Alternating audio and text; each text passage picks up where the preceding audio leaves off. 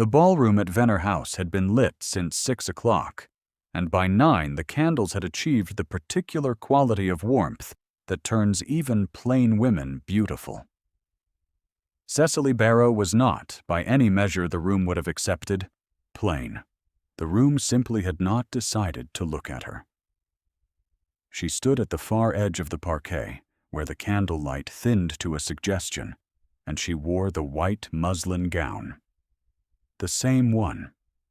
The white muslin with the rosemary trim at the hem, and the small enameled brooch pinned at the left shoulder.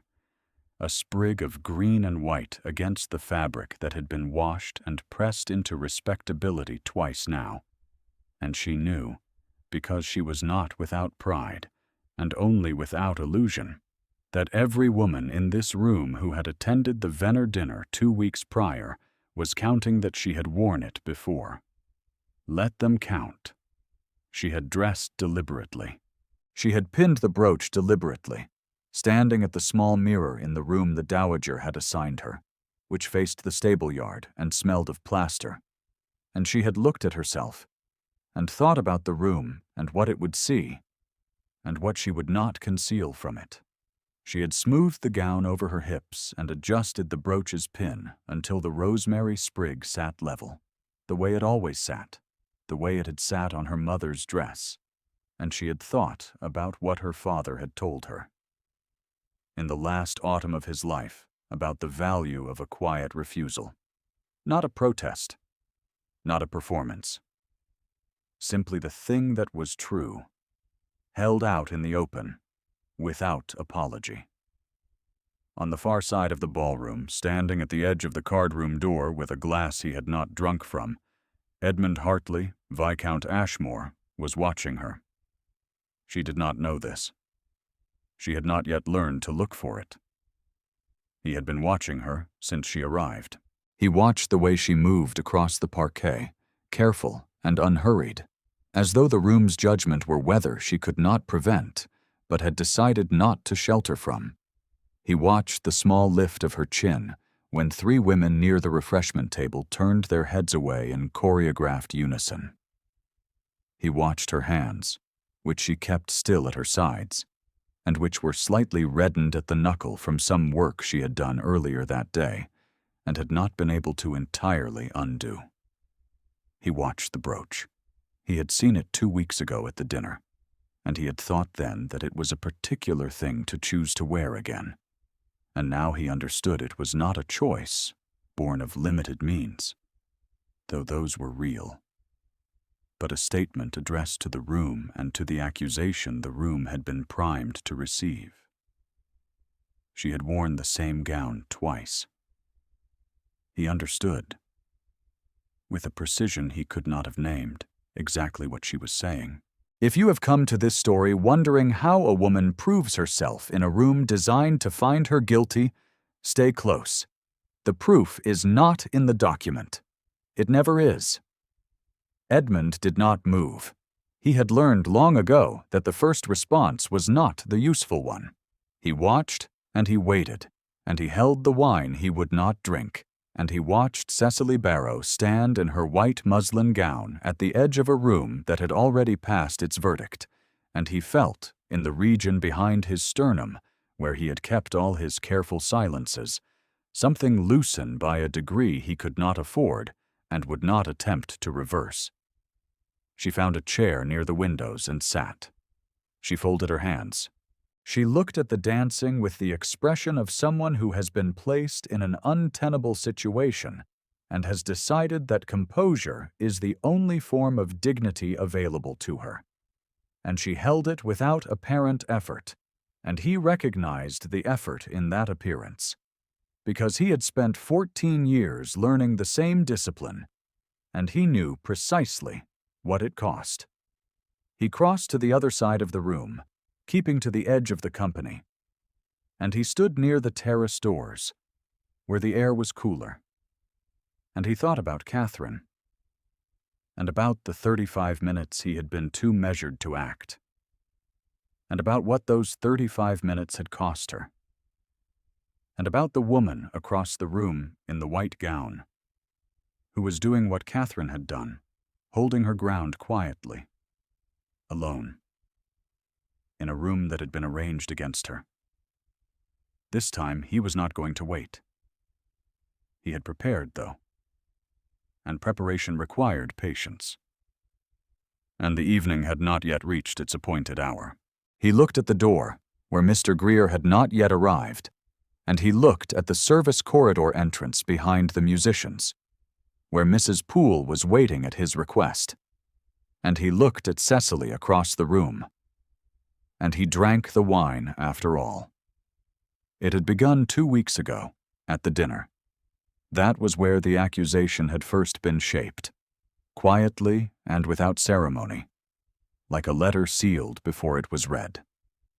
She had arrived at the Venner dinner as a dependent of the Dowager Hartley, Edmund's grandmother by marriage, who collected useful young women the way other women collected small dogs, with genuine affection and no particular plan for their futures. The Dowager was an old woman of warm impulse and considerable social confidence, and she had written to Cecily's late father's household 3 months prior, after she learned that Mr. Barrow of Wiltshire had died, leaving a daughter with £40 a year and a house in legal dispute, and she had said, in the way of the Dowager, that the girl should come to London and have a season, and she would see what could be arranged.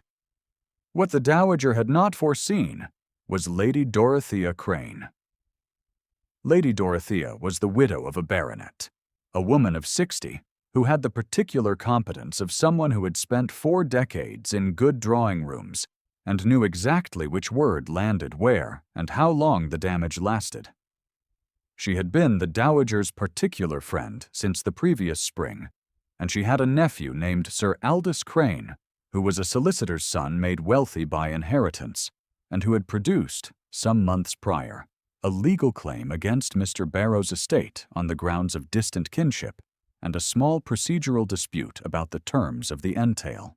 He had a niece named Philippa, 20 years old and brilliant in pearls, whose name appeared on every list of eligible women that season, including, the Dowager had mentioned once in Edmund's hearing, whatever list Edmund might eventually be persuaded to consult. The Dowager had not connected these facts. The Dowager rarely connected facts. She dealt in people and had a talent for warmth that rendered strategy invisible to her. At the Venner dinner, the table had been set for 20. Cecily had arrived in the white muslin gown because it was her better gown, and she had known it immediately for what it was among the silks and the embroidered gauzes and the quiet glitter of the other women's jewelry. But she had not shown that knowing, and she had sat where the Dowager placed her, and she had engaged her neighbors with the kind of conversation that was useful rather than dazzling, and she had managed, by the second course, to make the young woman on her left forget she was nervous, which was a talent the young woman's mother noticed and the table at large did not. Lady Dorothea had said to Sir Aldous, in the interval between the fish and the meat, while Cecily was occupied with the child beside her, the Dowager's ward Nell, who had been seated too far from the adults and was growing quietly miserable at the foreign weight of the silverware, Lady Dorothea had said, in a voice pitched with precision for the 2 adjacent chairs, "She is charming, of course, if she is who she claims." Sir Aldous had murmured, "The imposter is charming. That is often the case." He had smiled into his wine. Cecily had heard it. She had been showing Nell how to manage the fish fork and had gone very still for a moment, one breath held, the fork in her hand at an angle that betrayed nothing, and then she had continued with the fork, and her face had not moved, and she had said nothing. Sir Aldous had smiled into his wine. Cecily had looked at Nell's small face, which had gone attentive in the way of a child who understands that something has happened to the adult beside her, and she had said very quietly, "There is a rule about fish forks, and one about the smaller knife. Shall I teach you the rule?" And Nell had said yes, and the fish fork had become the whole world for 5 minutes. And whatever Cecily felt about what she had overheard, she kept at a distance that allowed the fork to remain the most important thing. That was the first time.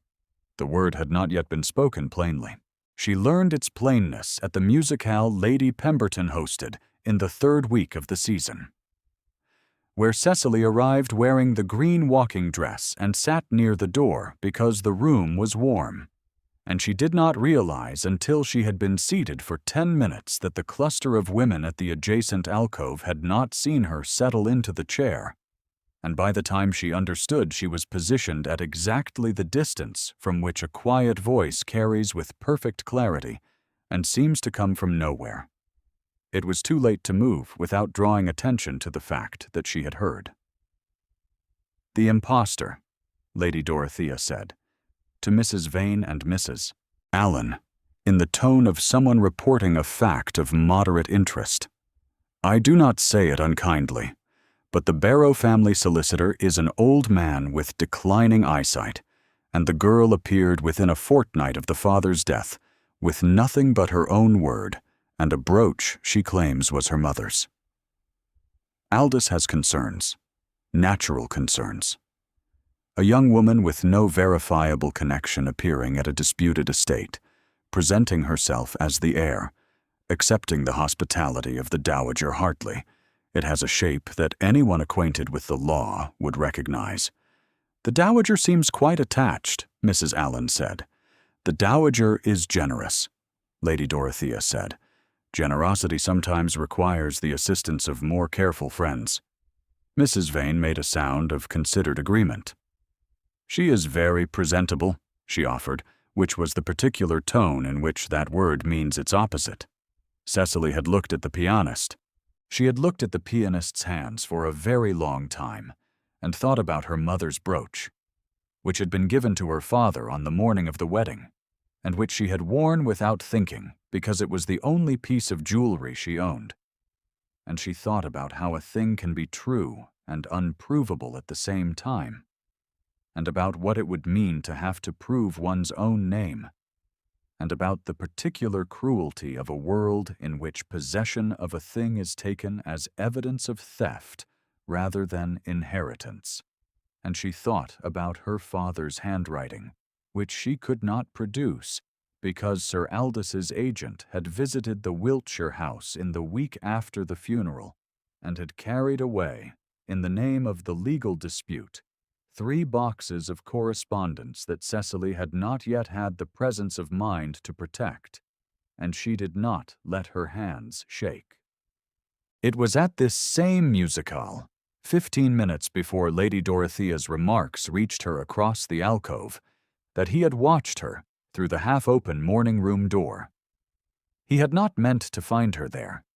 He had stepped away from the gathering because gatherings had become, in the years since his sister's season, a kind of prolonged low discomfort. He could only mitigate through movement. And he had been crossing the corridor toward the Pemberton Library when he saw, through the morning-room door, that the footman had left 3 inches ajar, a figure at the small writing desk in the corner. It was Cecily. She had a ledger open before her, a ledger he recognized as the household accounts that the Pemberton steward maintained for Lady Pemberton's charitable committee, of which the Dowager was a member, a ledger that had been left on that particular desk as a courtesy to the committee and was not, properly speaking, available to a guest. Edmund paused in the corridor, in the aisle. He did not announce himself. She was turning pages with a slowness that was not casual. She was reading with attention, the kind of attention that searches rather than absorbs. She turned back 3 pages. She read something again. Her head tilted a very small degree, the degree of a person who has found an irregularity and is making certain of it. She took up the pen that lay in the tray beside the inkwell, held it for a moment above the margin, and then set it down again without marking the page. She had decided not to mark it. Edmund watched her decide. He watched her sit with whatever she had found for a long moment, that seemed to contain a whole conversation she was having with herself. And then she turned carefully back to the first page, smoothed the cover as she had found it, and returned the ledger to the exact position it had occupied when she sat down. She had found the false entry. Edmund would understand this later, when he had missed her. Greer examined the same ledger and found a credit attributed to Sir Aldous' charitable donation that appeared in no bank record and no supporting correspondence, an entry that had been introduced to establish Sir Aldous' connection to the committee and, by extension, his claimed relationship to the Barrow estate's legal proceedings. Cecily had recognized it as false because her father had kept his own accounts and she had learned his methods. She had not taken the ledger as evidence. She had not confronted anyone. She had not positioned herself as a wronged party seeking remedy because she had no standing from which to seek remedy. And she understood that a young woman with disputed parentage producing evidence of her antagonist's fraud would be read by this room as exactly the kind of desperate fabrication such a woman would manufacture. She had replaced the ledger and left the room, and protected the household from the knowledge that their accounts had been tampered with, and she had received nothing for it, and had not expected to. Edmund went back to the gathering. He stood near the window and looked at the room, and thought about the woman in the morning room, and about what it meant to know something true, and have no means of speaking it, that would be received as truth. And he thought about Catherine, and about what silence costs when silence is the only rational option available. He sought her out twice in the following week. The first time was at the Duchess of Ayer's garden party, where the last good weather of autumn had produced an occasion that felt more like a performance of summer than a real one, cold at the edges despite the sunshine, and where he found her near the rose arbor, examining a late bloom with the concentration of a woman who needed somewhere to rest her attention that was not another woman's shoes or another man's studied indifference. He asked after the dowager's health, and she answered directly, and then something in his manner, perhaps the specific quality of his attention, which was not social, seemed to register with her, and she stopped performing the ease she had been performing and simply talked to him about her father's house in Wiltshire, which she described with the precision of someone who had loved a place in its particulars and not merely in aggregate. She told him the kitchen garden grew 4 varieties of apple along the south wall, and that her father had kept a record of the harvest in a small blue notebook going back 30 years, and that the sitting room had a window seat so deep you could sleep in it, which she had done as a child, and still did when she visited, pulling her knees up and watching the light move across the orchard. She told him this simply, not as a lament, but as an inventory, the way one names the things that are real before a legal claim can make them theoretical. He listened. He asked what variety grew best. She said the russet, which kept well and tasted of something you could not name exactly but recognized. He had not spoken to a woman in this manner since before his sister's season, 14 years prior. He was aware of this, in the way that one is aware of a muscle long unused when it is called upon. The second time he found her in the dowager's sitting room, and what he found stopped him in the doorway for longer than any practical purpose required. She was teaching Nell to read. Nell was 8 years old and had never had a governess.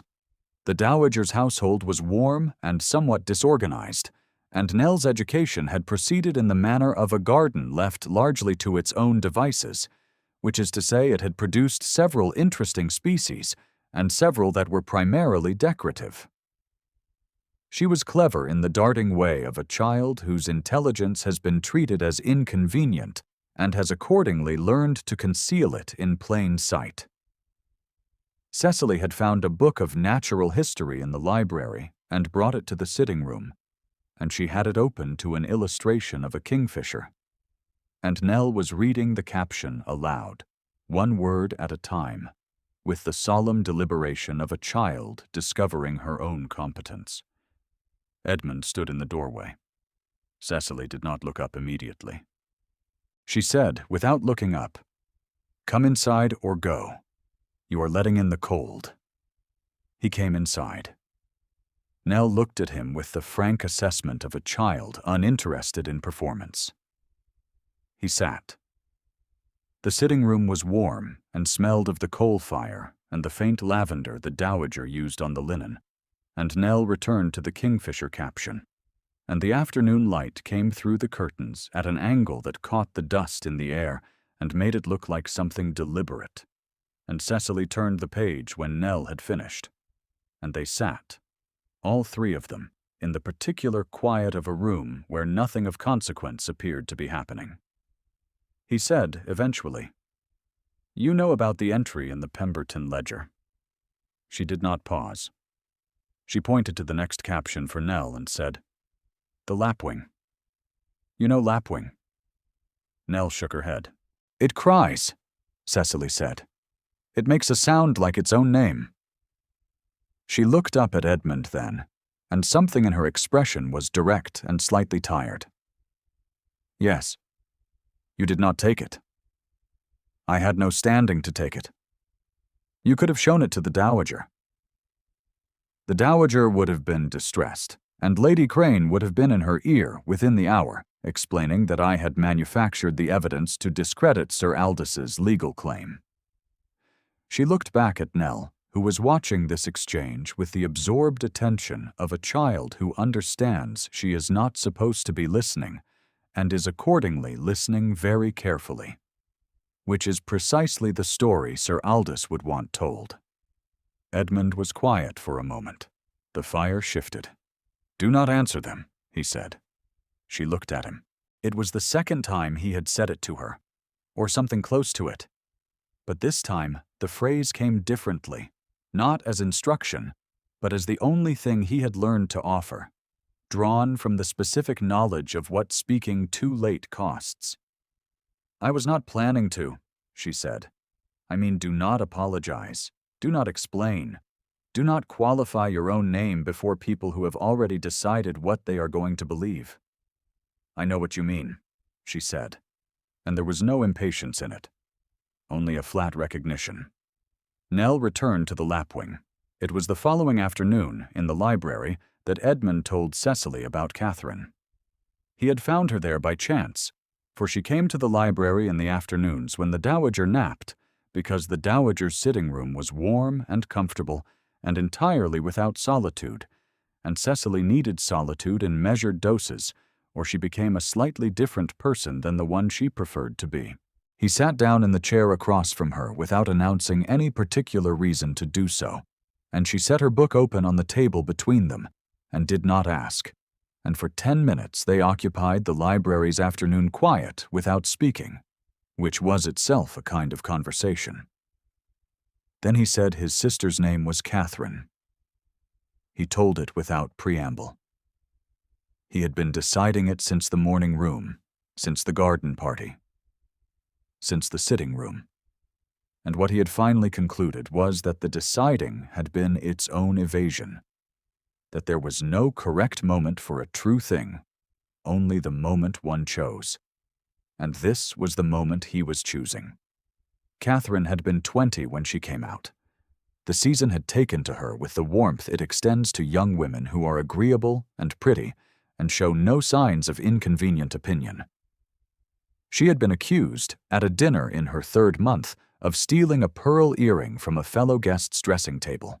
The accusation had come from a woman who simply did not like her, a woman who had seen Catherine speak twice to a man the woman had a prior claim on, and who had discovered the earring in her own jewelry case 2 days later, but had not corrected the record in any public setting, because a correction would have required an admission, and the admission would have been more inconvenient than the original lie. Catherine had withdrawn from the season. She had not returned. She lived now at their father's estate in Gloucestershire, where she walked and read and had friends who knew what she was worth, and who came to sit with her in the summer when the lime trees were out. and she was content in most of the ways that could be observed, and Edmund believed the unseen ways were real also, though he could not be certain. He had not spoken in time. He had been across the room when the accusation was made. He had thought, for the 15 minutes it took him to cross and reassemble his composure and make his way through the company to his sister's side, that surely someone else would correct it first. No one had. He had arrived to find Catherine standing with the particular stillness of a woman who has understood that the room has already decided, and he had said something. Too late. To people who had already organized themselves around a narrative. And it had not mattered. He had never forgiven himself the 15 minutes. Not the content of them, but the calculation in them. The part of him that had waited not out of principle, but out of the social habit of proceeding carefully, of not being the one who overcorrected, of giving the situation time to resolve without his direct intervention. That calculation had cost his sister her season, and the easy social warmth she had moved through before that night, like a young woman who expected the world to be navigable, which it generally had been, and then was not. Cecily listened to all of this without looking at him. Her gaze rested on the window, the garden, the trees going bare in the November cold. When he finished, she was quiet for a moment. And then she said, "You watch now, before you speak." It was not a condemnation. It had the quality of a fact named after long observation, the kind of statement that is not an accusation but an understanding. "Yes," he said. "The watching itself is a cost," she said. "For the people you are watching on behalf of. I know. I am not reproaching you. I know that too." She set her hand on the table. Not toward him, simply on the table, open and still, and he was acutely, almost uncomfortably, aware of the distance between her hand and his. The afternoon light came through the library window at the low angle of late autumn, and it reached the table between them and illuminated the grain of the wood and her hand resting on it. And he thought about the distance, which was perhaps 3 inches, and about what 3 inches meant in a world where propriety measured everything in fractions. "Your sister did nothing wrong," she said. "No," he said. "The room did." "Yes?" She looked at him then. It was a direct look, without the managed quality she generally deployed, and he felt it in a way that he had not permitted himself to feel anything in a very long time. And he thought about the distance between her hand and his on the library table. And he did not move, but he did not look away either. And what passed between them in that particular quality of attention was not nothing. And they both knew it was not nothing. And neither of them said so. He looked down at her hand, and then at the window, and he said, "The ball. 3 days from now. Lady Dorothea has something planned. Aldous is going to use it." She was quiet. "I intend to be prepared," he said. She looked at him. "What kind of preparation?" "The kind that requires patience," he said, "and a housekeeper who has a very good memory." She did not ask further. She looked at him with an expression that contained both trust and something more complicated, something that knew what it was to wait in a room while someone else decided what they were willing to risk. And she simply nodded and looked back at the window, and they sat together in the library's quiet until the light shifted and she closed her book. On the morning of the ball, Mrs. Poole found Cecily in the corridor with the white muslin gown over her arm. The housekeeper had been carrying the thing that wanted carrying since the Venner dinner, which was 10 days ago now, and she had waited through the musicale and the garden party and the afternoon teas, because Mrs. Poole was not a woman who spoke until she was certain, and she had needed to be certain. She drew Cecily into the alcove by the linen cupboard, and she told her, in a flat, precise voice, what the footman Thomas had overheard. He had heard Lady Dorothea say, in the back passage, that it was time the imposter was removed before the season attached her name to the Hartley household any further. Then Sir Aldous had spoken of the document, a statement from a man in Steeple Morton who claimed to be a parish clerk, asserting that the Barrow register contained no record of a legitimate daughter born to Henry Barrow in the relevant years. The document was signed and sealed. Sir Aldous intended to produce it at the ball, in the company of as many witnesses as the season could conveniently assemble, and he intended Lady Dorothea to stand at his side when he did it, and he intended the result to be Cecily's removal from the Dowager's protection and the resolution of his estate claim by default. Cecily stood in the alcove and listened and held the gown against her chest. When Mrs. Poole had finished, she said, "Mrs. Poole, did you know my mother? Before she was Mrs. Barrow." The housekeeper went very still in the way of a person whom a question has found without warning. "I was a lady's maid," she said, "before I was a housekeeper.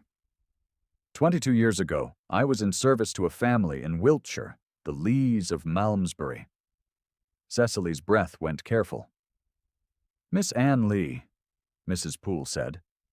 "I dressed her on her wedding morning." She looked at the brooch pinned to the gown in Cecily's arms. The rosemary sprig, enameled green and white, worn at the left shoulder. Her voice went soft in a way that had nothing to do with volume. "Your father gave her that brooch the morning of the wedding. I pinned it to her dress myself. She wore it just there." She pointed to the left shoulder. "I would know it on any dress, at any distance, in any company." Cecily looked at the brooch. Her mother had worn it on her wedding dress, and then every Sunday after, and then in the last years of her illness every day, because it seemed to comfort her to have it near. And Cecily had pinned it to her own gown after the funeral, because it was all there was left to pin anywhere. And she had worn it as presents when everything else was absence. "Will you tell Lord Ashmore?" Cecily said. "I have already told him," Mrs. Poole said. "He came to me last week." The ballroom at Venner House had been lit since 6 o'clock. Cecily entered at 8:30. The room saw her immediately, which was the point. She had walked from the carriage with the gown smooth and the brooch level, and the particular composure of someone who has decided to be precisely what she is, without amendment, before a room whose verdict she cannot prevent, but whose terms she will not accept. She crossed to a chair near the windows, and sat and folded her hands, and the room arranged itself around her, in the way of a room that has been given a problem it is not certain how to solve. At 10 o'clock, Sir Aldous found the center of the floor. He had the document folded in his hand, and he spoke in a carrying voice, the kind that seemed informal while being precisely projected, and he said that he regretted the occasion, but that certain matters touching on the integrity of the Barrow name required him to present, before witnesses, a statement from the parish recorder of Steeple Morton in Wiltshire, testifying to the absence of any record of a legitimate daughter born to Mr. Henry Barrow, deceased. He said that he raised this matter not from personal animosity, but from a duty to the honest administration of the estate, which duty required that a claim of kinship be verifiable, and that without verification, the law must take its course. Lady Dorothea stood at his elbow. Her fan moved at a steady, measured pace, and her expression was the one that meant she was performing regret while feeling something entirely different. And the room gathered itself around her energy, the way rooms always do, around the person who has organized the moment. 3 women turned away. One of them had spoken kindly to Cecily at the Pemberton musical. One of them had admired the brooch at the dinner and asked its provenance, which Cecily had explained, and the woman had said how charming and lovely, and then turned now, in a single, smooth motion, away. The Dowager appeared at Cecily's shoulder. Her face was kind and frightened, and she said very low, in a voice that was trying to manage a situation it had not anticipated and could not control. "My dear, perhaps it would be better if you waited in the drawing room." Cecily stood. She looked at the dowager, and she thought about how the dowager had written to her father's house out of pure generosity, with no arrangement in mind, and how that generosity had been insufficient protection against a woman like Lady Dorothea. And she thought without anger that this was simply true, and she was preparing to move toward the door because she would not make a scene that served no one. And she had taken 2 deliberate steps when the door opened. Edmund Hartley came in. He came in the way he moved when he had decided something. Without haste and without hesitation, the 2 things so thoroughly combined that they read as a single quality. And the room turned toward him because the room always turned toward him, and because something in his manner signaled that what was happening next had a different character from what had been happening before. Behind him came Mr. Greer, the Venner family solicitor, a man of 60 with a leather case under his arm, who moved with the purposeful deliberateness of someone who has been told exactly what is required of him tonight and has prepared accordingly.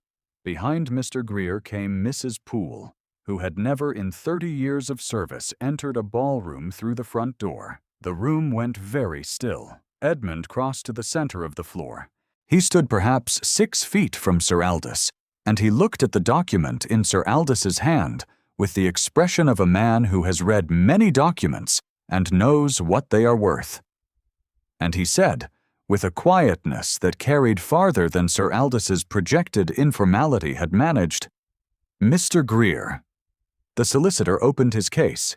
He produced a register, bound in old brown leather, and he held it open, and he said, in a carrying voice, that he held the marriage register of St. Clement's Church in Malmesbury, Wiltshire, dated to the 23rd of April, 1801, recording the union of Mr. Henry Barrow of Wiltshire and Miss Anne Lee of Malmesbury, and that he additionally held a baptismal record from the same parish, dated the following year, recording the birth of Cecily Ann Barrow, daughter of the aforementioned parties.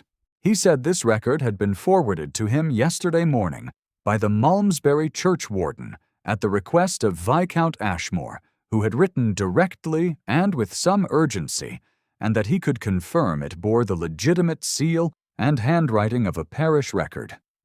In good standing, which the document Sir Aldous held did not, as that document bore the signature of a man who had been dismissed from the Steeple Morton parish 3 years prior for conduct unbecoming his office. The room was absolutely silent. Edmund turned his gaze to Mrs. Poole. She was a small woman, and she stood straight, and she looked at Cecily across the room, not at the crowd, as if the crowd were an incidental detail in a transaction between 2 people who knew what was being confirmed. "Mrs. Poole," Edmund said, "the brooch." "Mrs." Poole said, in a voice she pitched to carry to every corner of the room. "I dressed Miss Barrow's mother on her wedding morning. I was lady's maid to Miss Anne Lee before her marriage, and I know that brooch as well as I know my own hands. It was given to Miss Lee by Mr. Henry Barrow on the morning of their wedding, and I pinned it to her dress myself at the left shoulder, exactly where it sits at this moment. I would know it in this room or any room, in any light, on any dress. It belonged to her mother. It belongs to her." Lady Dorothea's fan arrested. It was a small motion, the fan stopping its regular beat, and it lasted perhaps 2 seconds before the fan resumed. But the room saw it. The room saw everything in that particular moment. With the heightened attention of a company that has been waiting all evening for a verdict, and has just watched the verdict turn. Sir Aldous looked down at his document. The silence had a quality now that was entirely different from its earlier versions. It was not the silence of an assembly primed to receive a judgment.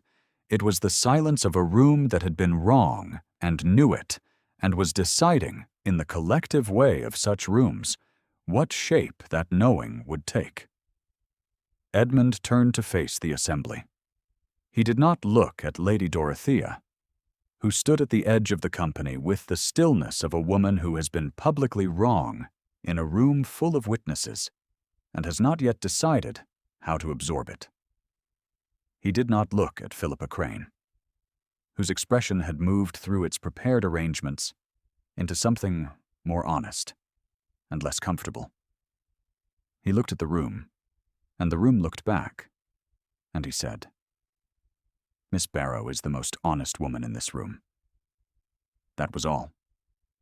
Lady Dorothea's fan resumed its motion, 2 beats too late, and the sound of it in the silence was small and lonely. Sir Aldous folded his document slowly, with the controlled deliberateness of a man who is performing composure, and he placed it in his coat pocket and stepped backward, once, twice, until the crowd absorbed him, and he did not speak again that evening. The dowager, beside Cecily, made a sound that was not quite weeping. Edmund crossed the floor. He crossed it in 3 strides that the room watched with the collective held breath of a company that understands it is witnessing something that will be spoken of later. And he stood before Cecily and looked at her, and she looked at him. And her composure had held through Sir Aldous, and through the turned backs, and through the dowager's frightened request, and through the door opening, and through Mr. Greer's careful words, and through Mrs. Poole's voice in the silence. But it did not hold now, entirely. Not in any way the room could see. Only in the slight quality of her eyes. The particular quality of a woman who has been braced for so long that the absence of bracing is itself a thing she does not entirely know how to manage. He offered his hand. She took it. The musicians began to play.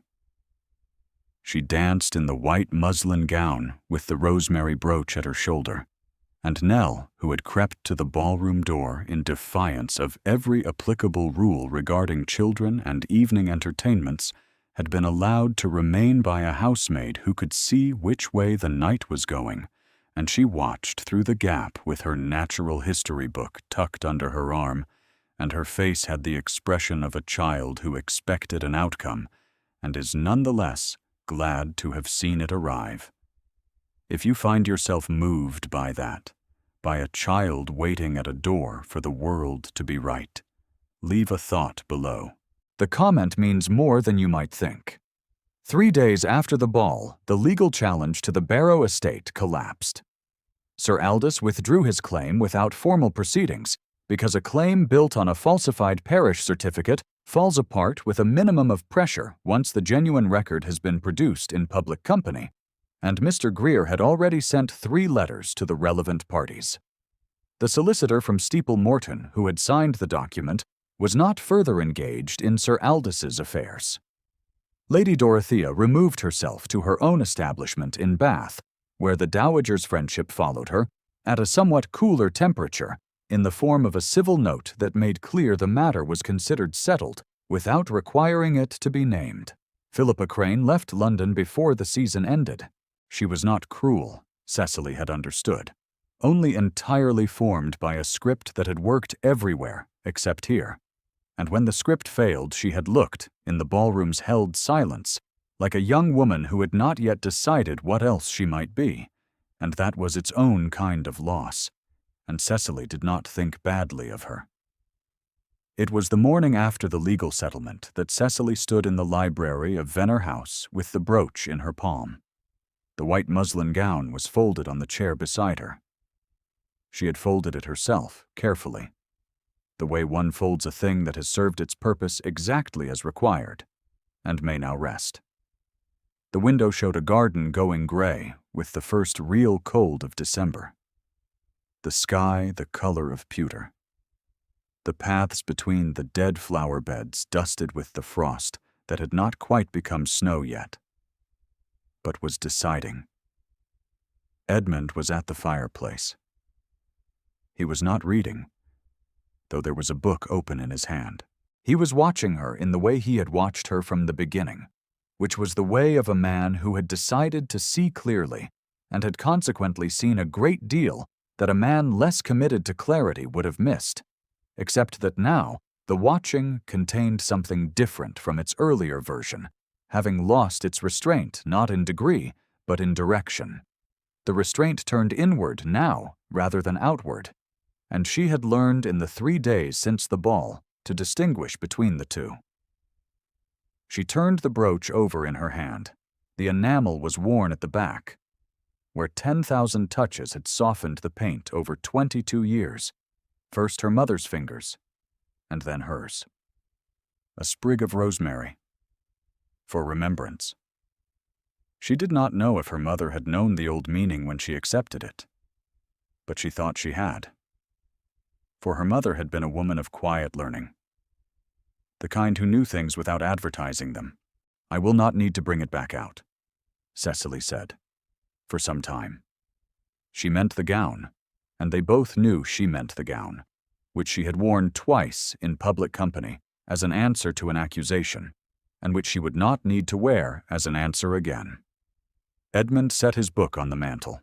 He crossed to where she stood at the window, unhurried, and he stood beside her and looked at the brooch in her palm. And then he looked at her. And outside, the first snow of the season had begun to fall, small and tentative, individual flakes finding the window glass and going still. "No," he said, "you will not." She looked up at him. The light through the glass was the particular soft gray of a December morning in a cold year, and it was a kind light, the kind that sees a face plainly without requiring it to perform anything. She thought about her mother in this brooch on her wedding morning, a young woman pinning green enamel to white fabric because a man she loved had given it to her, and she had chosen to wear it where the world could see, not as ornamentation, but as declaration. She pinned the brooch to the folded gown, not to dress it again immediately, simply because it belonged there, and this was where she would keep it. In this room, in this house, which was not a house she was visiting or depending upon or earning her place in through usefulness, but simply her house. And the brooch was here. And Nell's natural history book was on the library table where it had been since the morning she and Nell had carried it down from the shelf. And the chair by the fire was the chair she had been sitting in when Edmund told her about Catherine, and the snow was falling outside on the garden that would be green again by spring, and Edmund's hand covered hers for a moment, warm and unhurried, before he released it. The fire in the grate was warm. Outside, the snow fell on Venner House, and on the paths between the frost-bleached garden beds, and on the stable yard, and on the city beyond it, and it fell without preference on the houses of the people who had turned away, and the houses of the people who had not, and it fell on the church in Malmesbury where a register recorded, in a clerk's careful hand, a wedding and a birth, and on the apple trees in the Wiltshire orchard, where the russets had been harvested for the last time under her father's watch, and it fell on London without stopping to inquire what the season had decided, and in the library of Venner House the light was warm and the room was quiet, and there was nothing left to prove. Thank you for staying until the end of Cecily's story. If her refusal to perform anything other than what she was moved you, leave a comment with the moment that stayed with you longest.